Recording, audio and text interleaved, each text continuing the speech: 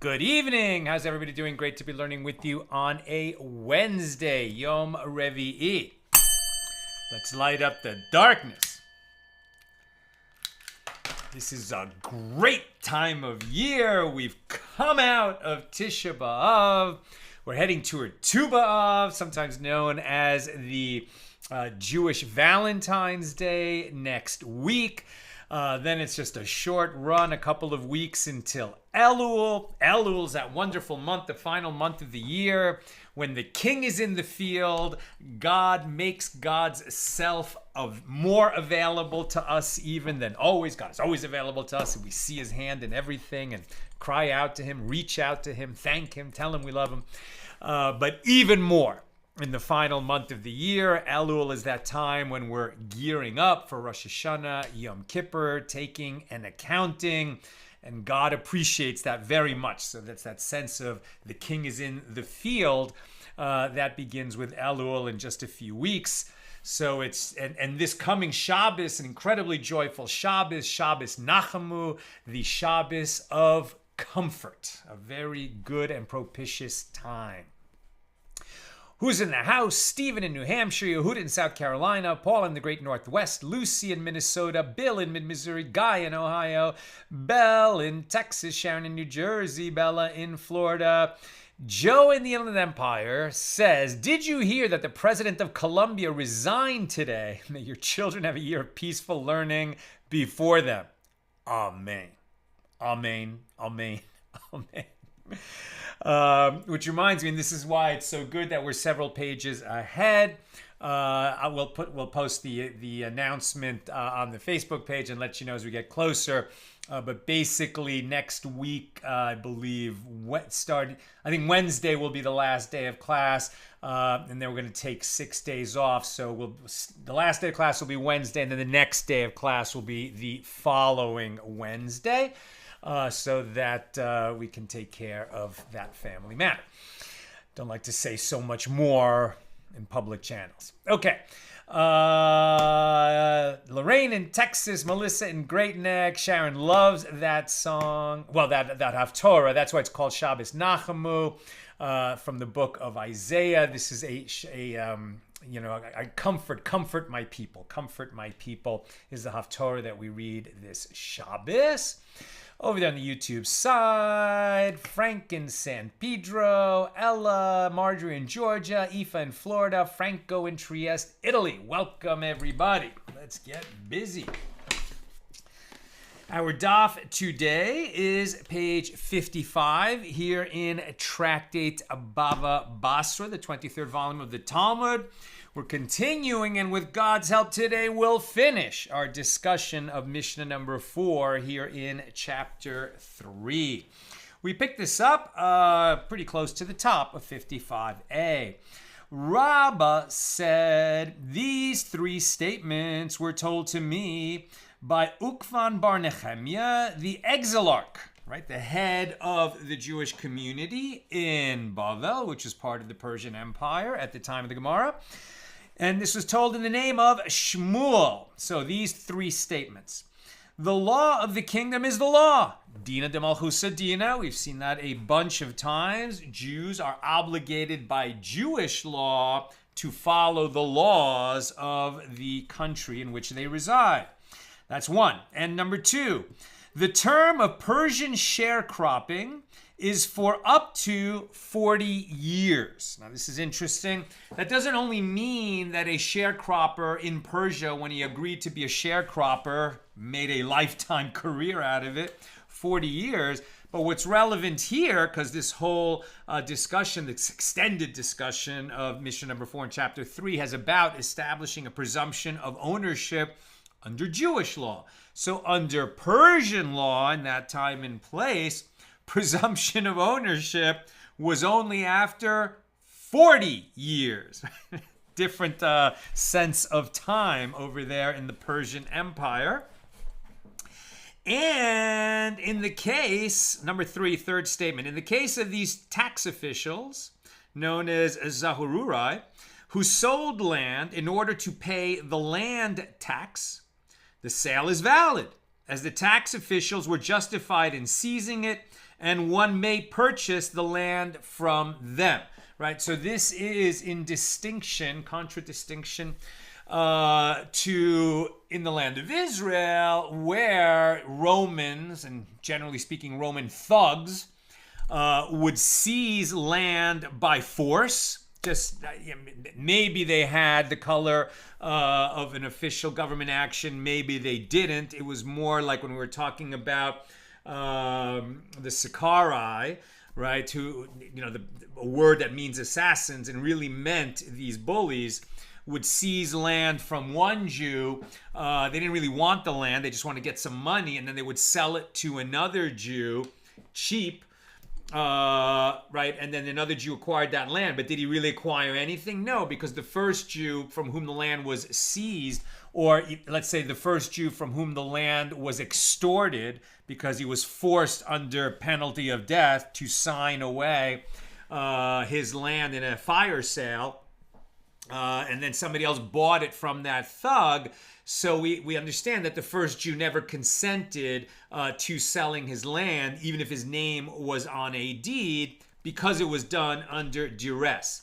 Here in the Persian Empire, even though it's a non-Jew who's acquiring the land, in this case a tax collector, tax collectors in the ancient world were sort of pseudo-government, pseudo-private people, right? This was a tax collector was like a contractor job.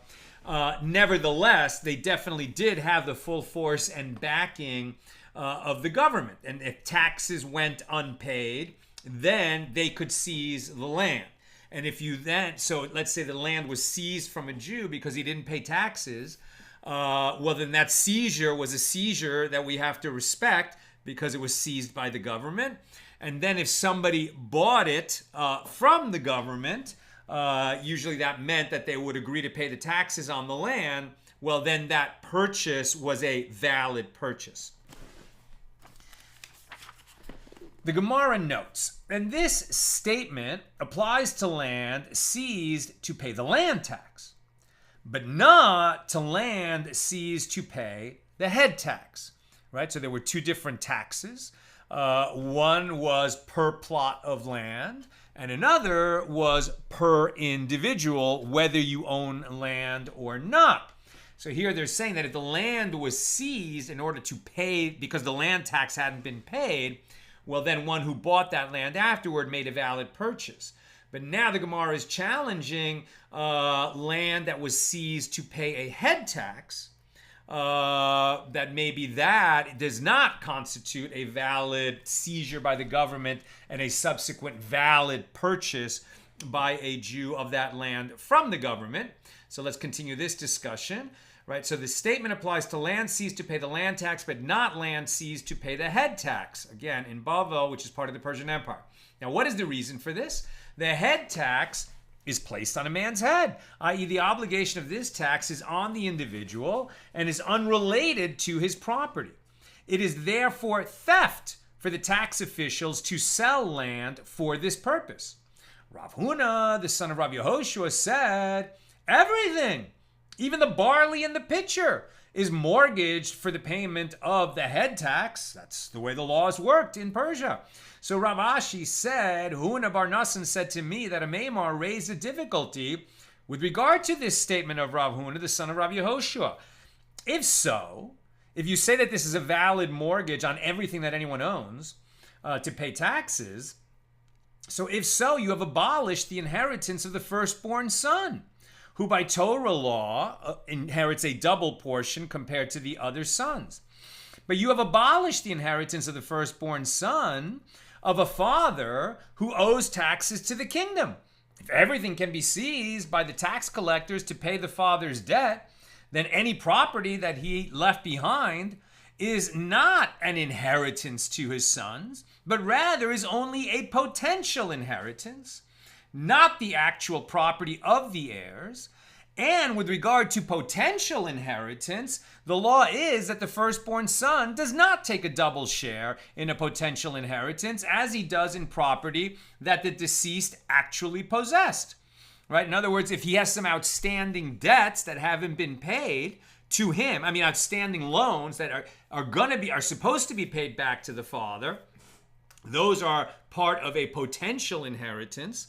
And the firstborn doesn't acquire a double portion in things that are a potential inheritance as opposed to actual possessions of the father at the time that he died.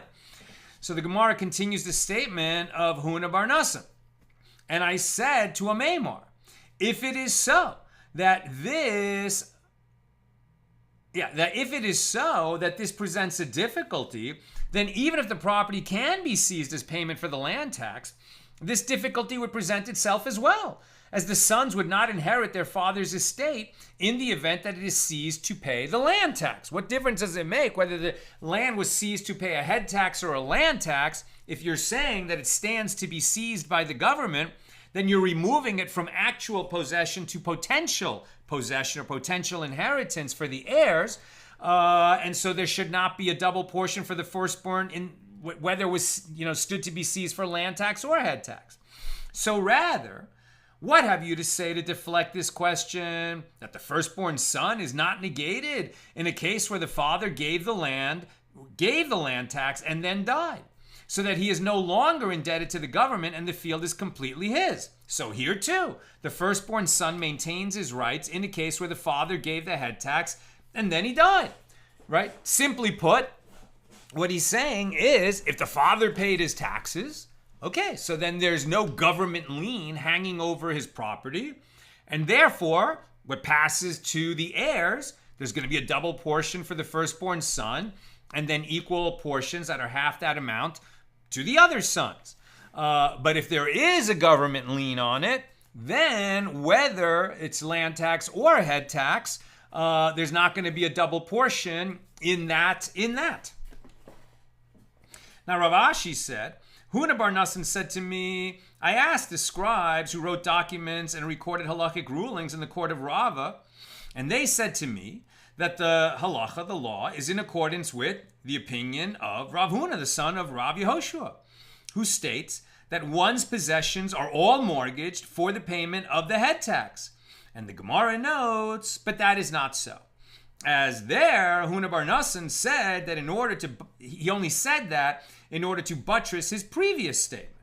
And Rav Ashi said, okay, so we left that off pretty confusing manner, but really the most important principle that we've learned so far is Dina de Malchusa Dina. The law of the kingdom is the land, right?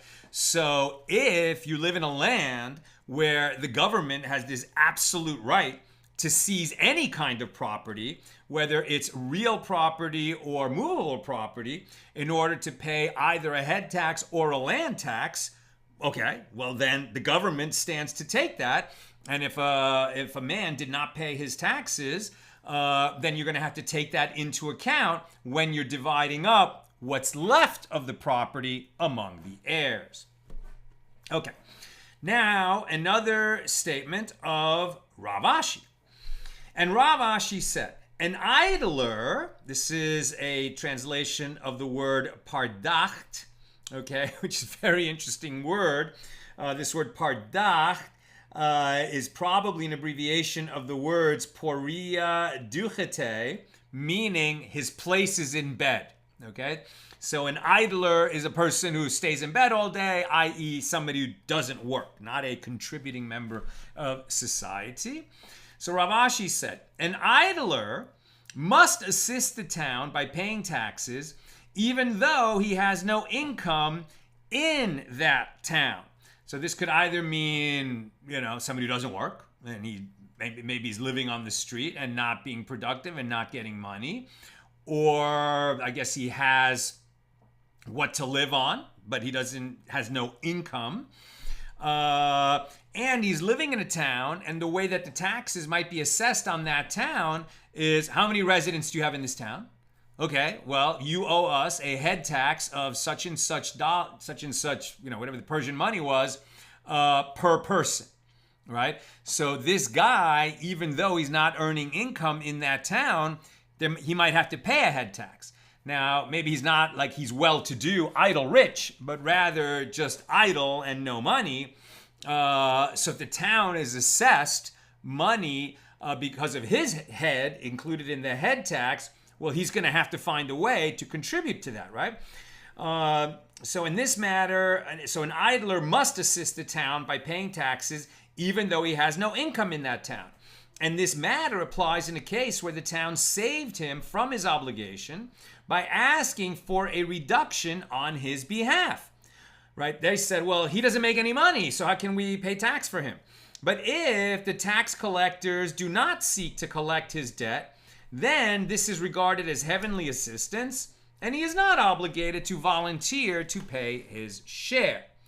So seemingly, if this is a person whose situation was that he's not being charged a tax, okay, that was a gift from God, and he doesn't have to step up to pay since he's already been excused from paying. New subject. Rav Asi says that Rabbi Yochanan says the boundary between fields and the sea squill, that sea squill, 2 words, that's a plant, that was planted to demarcate the border between fields, serve as a barrier between fields with regard to the property of a convert who died without heirs, right? So we're back to the idea that if there was ownerless property, and now you want to step in and acquire that property, be the first one to grab it because it was ownerless. So then we've learned that you have to step in and perform an act on that land that demonstrates your intent to acquire that land, that you improve it in some way, even by building some fence around it, raising the fence, making a breach in the fence so that it becomes more accessible, opening the flow of water so that it'll be irrigated, doing some kind of enhancement to the property to demonstrate that you intend to acquire it. Now, as we saw, when you do that, the question becomes, well, how much land did you acquire? If that field has clear boundaries, then your action serves to acquire the field up to its boundaries. Well, what if this convert who died without heirs owned multiple fields, but each one was defined by its boundaries? So if you have an intent to acquire all of them, but you only performed an action that enhances one of the fields, did you acquire all of them or not? That's what we're talking about. So boundary, an obvious kind of boundary would be if there was a fence around the field. But sea squill was this plant that has sort of deep roots, deep bulb, grows straight up. And interestingly, it was used by Joshua at the time that he led the children of Israel into the promised land after the 40 years of wandering in the desert. And this plant sea squill was used to demarcate boundaries between tribal holdings and then boundaries of family holdings within the tribal regions. Okay, so that's sea squill. Okay. So, so Rav Asi says that Rabbi Yochanan says the boundary between fields and the sea squill that was planted to demarcate the border between fields serve as a barrier between fields with regard to the property of a convert who died without heirs, so that one who takes possession of that ownerless property acquires land only until the boundary, or the sea squill that demarcates that boundary, but not other land that the convert had possessed beyond that point. Right? You acquired a distinct field, even if the prior owner who died without heirs had multiple fields. You're going to have to perform an action on each of those fields if they are demarcated with clear boundaries. But these boundaries and sea squill do not serve as a barrier between fields with regard to a different area of the law, namely the matter of produce in the corner of the field, which is given to the poor. This is known as payah, right? So the Torah says that a Jew who farms land has to leave the corners of the field for the poor to come and gather afterward. So if you own, in other words, if you own multiple fields, according to this ruling, you would only have to, let's say you had 3 rectangles in a row, right? 3 fields in a row.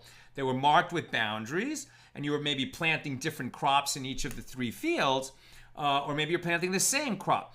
So the question is, the 3 rectangles in a row sort of form one large rectangle.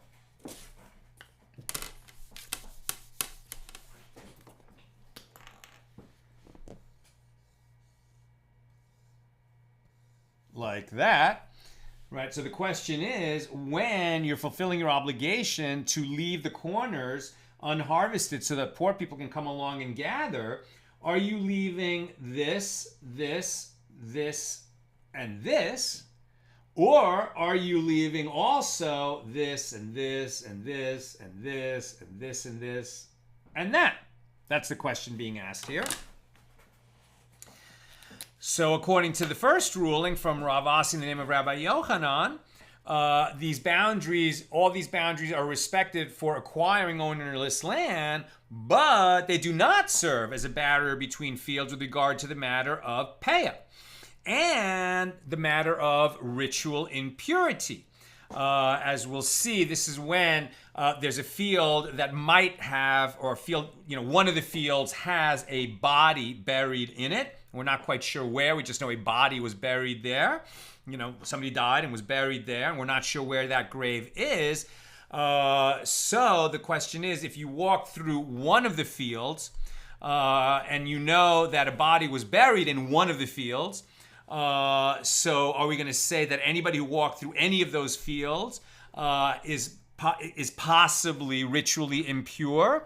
With tuma of a dead body, right? Tuma mace, tuma of a corpse, and therefore, when the temple is standing, you would have to go through a 7-day purification before you could bring an offering in the holy temple, out of doubt that you might have crossed over a grave, right? So here the ruling is that we don't observe these inner boundaries, and we say this is all one field for the matters of payah and for ritual impurity. And so even the area beyond the first field is considered to be part of the same field. Now, when Ravin came to Babylonia from Eretz Yisrael, he said in the name of Rabbi Yochanan that they do serve as a barrier between the fields, even with regard to the laws of payah and ritual impurity. But that did not become the law. Those are, we just view this as one field. Now, the Gemara explains what is the law of payah, of the corner, that is affected by determining whether it is 1 or 2, or in our case, 3 fields. As we learned in a Mishna, Tractate Payah 2:1, and these serve as a barrier for the purpose of payah, i.e., the presence of any of these divides a field so that each section constitutes a distinct field from which payah must be given independently. A stream that passes through the field, and a canal, now we're on 55b, and a public road that is at least 16 cubits wide, and a private road that is 4 cubits wide, and a public trail, and a permanent private trail that is used whether in the summer or in the rainy season, i.e. winter. So Rav Asi and Ravin disagree with regard to whether Rabbi Yochanan held that a boundary or sea squill also serves to divide a field for the purpose of peah. I mean, it's interesting, right? If there's a hard division, like a road, a stream, a canal, okay, then even though it all belongs to one person, even though he's growing one crop, these are considered separate fields. But if he happened to have fences that are left over that divide his fields, but they're all his fields, then for the purpose of peah, and this is the law, they're not considered divided, and he only has to do the 4 outer corners. Now, the Gemara further clarifies. What is the law of ritual impurity that we're talking about that is affected by determining whether an area is 1 or 2 fields? So we learned in Mishna Taharos 6:5, with regard to one who enters into a valley during the rainy season, which is winter, when people generally do not enter this area. And therefore, for the purpose of this law, it is considered a private domain. And there is a principle that in the case of uncertainty concerning whether one contracted ritual impurity in a private domain, he is ritually impure. If it's uncertain impurity and it happened in a private domain, then you're considered to be impure. This would be as opposed to if it's uncertain whether you contracted ritual impurity in a public domain, then that uncertainty is treated leniently and you're considered pure. So in a private domain, and because this area is unused in the winter, it's like a private domain. So we say that uncertainty with regard to tuma, ritual impurity, we're going to treat stringently and say he is impure.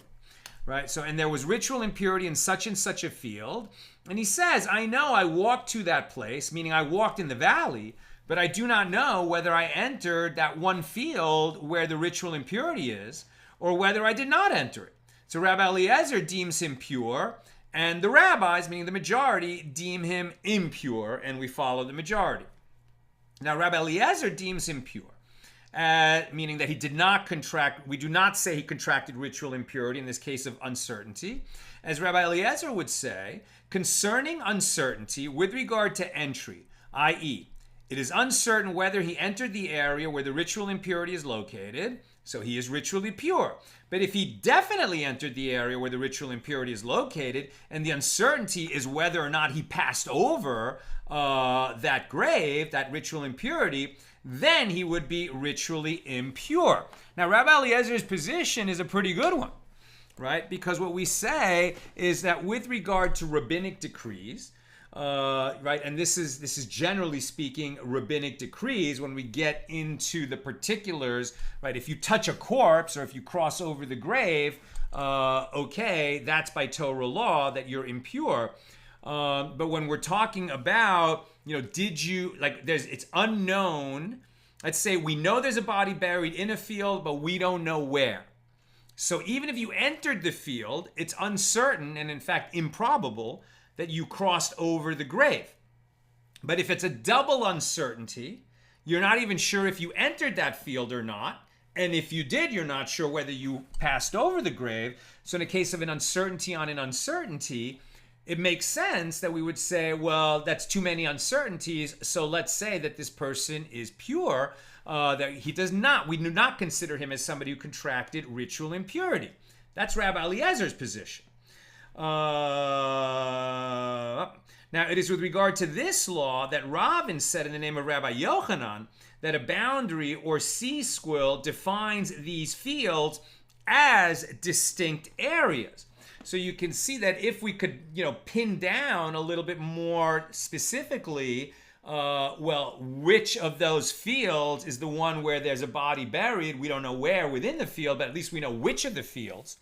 So that would limit the areas of uncertainty, but they're saying that we don't divide the fields, at least using boundary and sea squill, the way we would with hard divisions like a road or a stream that pass through. Now, the Gemara infers that even Ravin holds that a boundary or sea squill does serve as a barrier only with regard to peah and ritual impurity. So even according to the ones who say we do use that for peah, that's a minority opinion.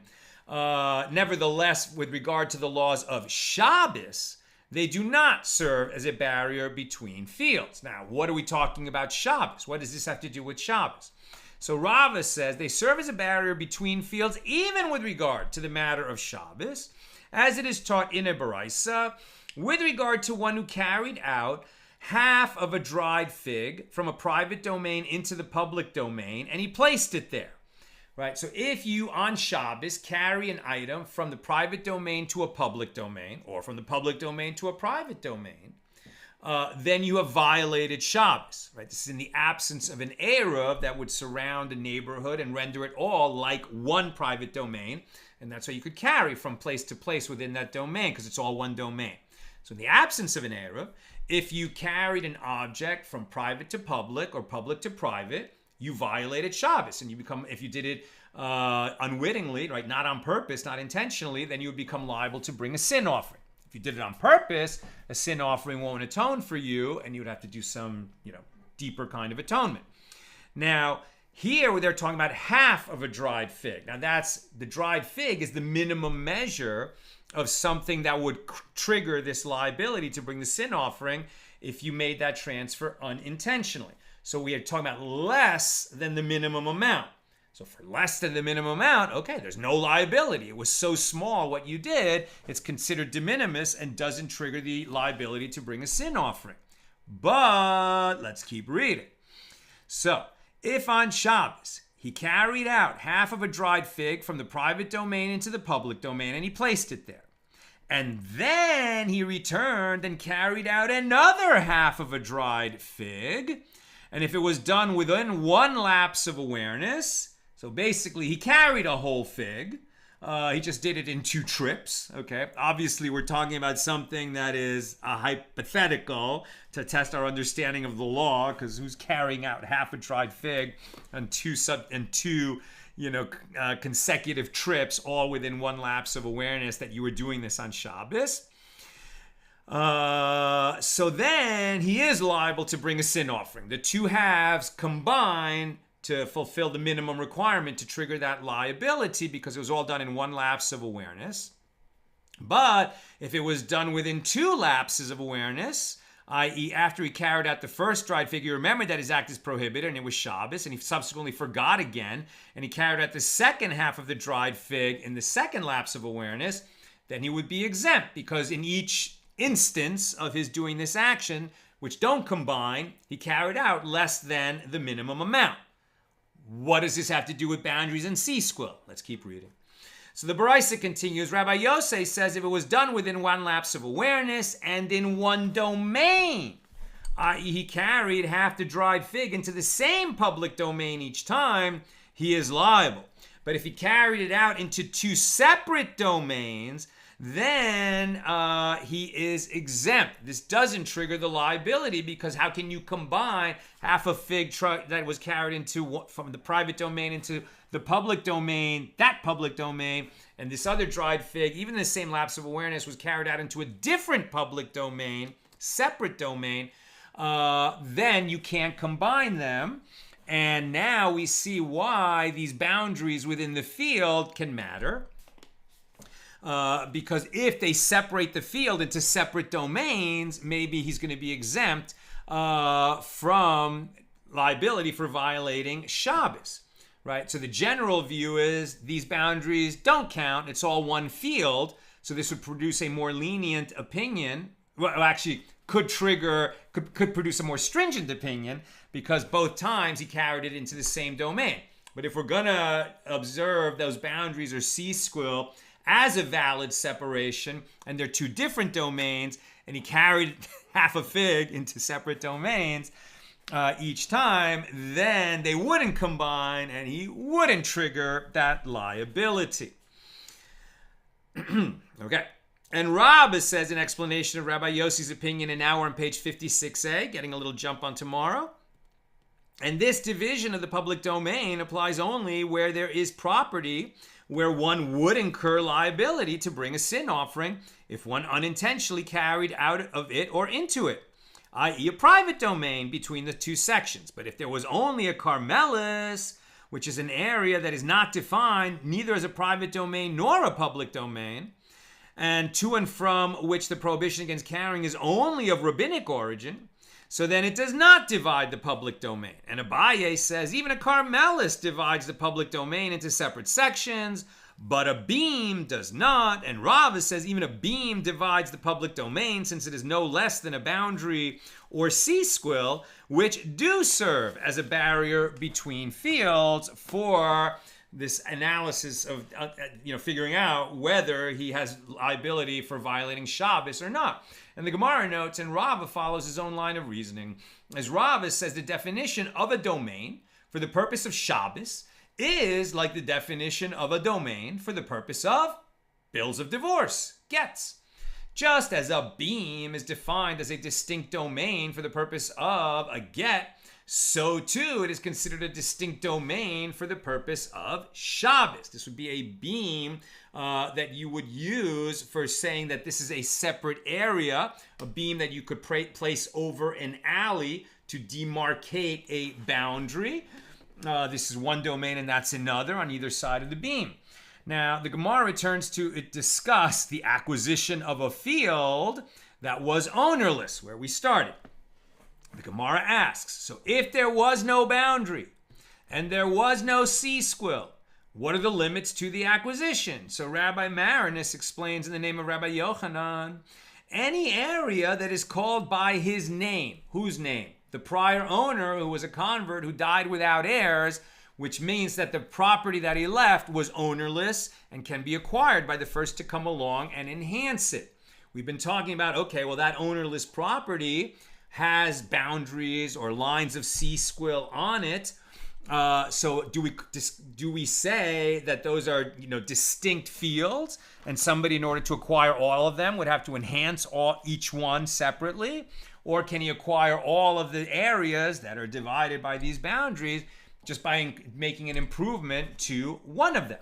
So now, where there were no boundaries and there was no C-squill, so how much can you seize? Earlier we saw an opinion that if you come and hoe a piece of it, plow a piece of it, how much did you acquire if there are no boundaries? Just one row. And you'd have to plow all of that area before you could acquire all of it. But that was a minority opinion, and the majority opinion was that if you plow any of it, you acquire all of it. Well, how much is all of it? What if the fields that he owned are not contiguous? He owns a field in this valley and a field in that valley. Or a field in this valley and another field in this valley, but they don't share a border. There's somebody else's land in between. Then what? So Rabbi Marinus explains in the name of Rabbi Yochanan, any area that is called by his name. So the Gemara asks, you mean so that was Joe Schmo's land? Is that what you mean? The Gemara asks, what are the circumstances where it is called by his name? And Rav Papa says, where it is called the place that is irrigated by so-and-so's well. The entire area referred to as such would be considered one section with regard to acquisition. So pretty interesting. You could have a situation where, I'm making this up, I hope I'm right, but it seems to me that he could have two fields like this, right? And the well was here. So you see, and they don't even necessarily have to share the corner, right? So maybe the two fields don't touch each other, but they're both irrigated by the same well. If so, you can make an enhancement to this field here and acquire both fields because they were ownerless and stood to be acquired, according to what we just read. Now, Rav Acha bar Avia sat before Rabbi Asi, and he sat and was saying the following in the name of Rabbi Asi bar Chanina. A row of C-squill serves as a barrier with regard to the property of a convert who died without heirs, so that each section is considered a distinct field, and when you seize that one, you seize that one, and not all of them. The Gemara asks, what is C-squill? And Rav Yehuda says that Rav says it is the growth by which Joshua established the boundaries of Eretz Yisrael for the Jews. So there is a picture here. Let's see if you can see it. That's the bulb at the bottom of a C-squill plant, and that's what it grows like during certain times of the year, tall and straight and easily visible. It's not always there, but it's there at times of the year. Okay. So what is C, Squill? Rav Yehuda says that Rav says it is the growth by which Joshua established the boundaries of the land of Israel for the Jews. Now the Gemara teaches a related statement, i.e. digression. And Rav Yehuda says that Rav says in his book, Joshua, the book of Joshua, enumerated only the towns that stand upon the borders, but not the towns that were within the portions of each tribe. Now, on the subject of the boundaries of the land of Israel, Rav Yehuda says that Shmuel says, any area that the Holy One, blessed be He, showed to Moses before his death, as it is written, and this is the part of the Torah that we're reading right now, right? God shows Moses the land.